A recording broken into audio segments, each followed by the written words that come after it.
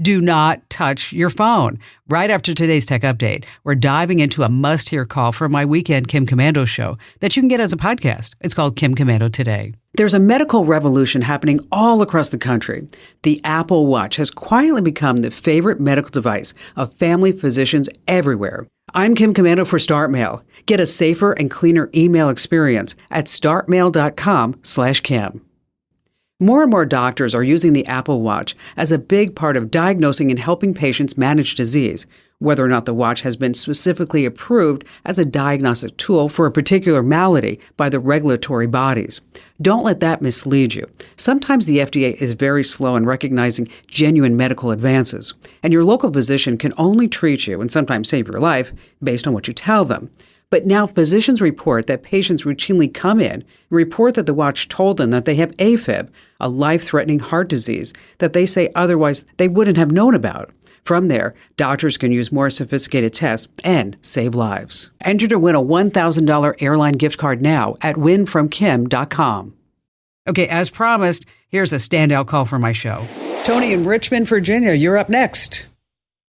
Hello, Kim. Kim, I have a real problem here. I've been a photographer, a commercial photographer for over 50 years, and moving into the digital world, I'm good at taking pictures. I'm good at working on them in Photoshop, but my digital filing cabinet is a total mess. I've accumulated 53 external hard drives that are all about, between 500 megs or 500 gigabytes and 8 terabytes each. And I just cannot keep up with all the files that I've got. And I'm hoping that you're going to give me some recommendations as to how to lighten my load in my life of the fear of a client calling me up and asking me for a picture I took 2 years ago. Wow. This is a big problem, Tony. Okay. I'm not going to underestimate it. This isn't something where I can wave my digital goddess wand and go, poof, life is good once again for Tony. Okay. But we can try. Okay. So you have all these different drives, all these different clients, and nothing's organized. Is that what you're saying? Just about. Okay. Are you using Adobe Lightroom or anything like that? No, I just buy 2 hard drives at a time and just keep dumping files into them as I do projects. Okay. So when they call me for an image, I've got to try to remember what the project was, what the date was, that kind of thing. And it's embarrassing, and I don't say much to my clients, but it does take me hours sometimes to go through hard drives. All right, so what you're going to do is get something called a NAS. Don't worry about writing this down. We're going to send it all to you, okay? Okay. NAS is short for, because everything's always shortened inside the tech industry. You know that.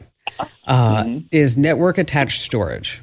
And so basically what it is, I want you to think of like one box that is just full of a ton of hard drives, okay? And what you're going to do is get all the photos that you have on these 53 drives up to 8 terabytes, which is huge, a lot of data. And you're going to transfer all the contents onto this NAS drive. Okay. From there, we're going to put on some software that will help you organize and categorize.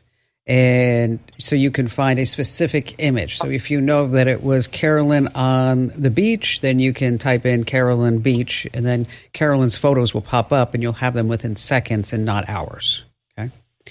Oh, boy, that'd be great. You could also search for boats, New York City by location, Milan, wherever you have been. And so the whole idea is that we're going to put this tool right in front of you. Now, a NAS drive, I will tell you right now, it's not cheap. This isn't a $50 hard drive that you're going to buy and throw away. Okay. We're talking like probably 80 terabytes. Okay. Is probably going to run you about $3,000. Okay. So, and then you have to start thinking about redundancy. So you want to make sure that the NAS is configured for redundancy, because we don't want you to lose any data. And there may be some data that's super important to you that we always want to make sure that's backed up in the cloud as well. So, so it's a pretty big project. I'm not saying you can't do it. I'm just going to say you're going to have to approach this methodically, which sounds like this should be no problem for you. Because, I mean, if you can figure out how to find one image on 53 drives, more power to you, buddy. I mean, I'm proud of you for doing that, okay?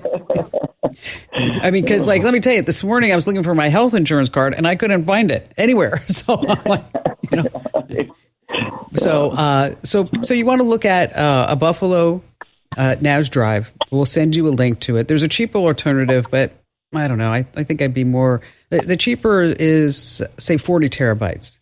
But I have a feeling that you're going to keep finding more drives as you go along. So I'd be inclined to just bite the bullet from the get-go and buy the $3,000 NAS and then start working my way on how to configure this and how to get it done. You may need some help, some local help, somebody to kind of work with you to configure this, get the software on, at least do the first couple of drives to show you the procedure. And then after that, you'd be all good to go. So, Tony, thanks for your call. Hang on the line. Our lovely Amber is screening calls today, and she'll send you out some information via email that will at least get you started, and appreciate your call today. A standing ovation to you for tuning in. Yay! Now, if you're puzzled by a tech issue, here's your call to action. Head to Komando.com, select Email Kim. I read each and every note like it's the final round in a tech trivia game. And you can amp up your tech know-how by getting my free daily newsletter. It's just waiting for you over at GetKim.com.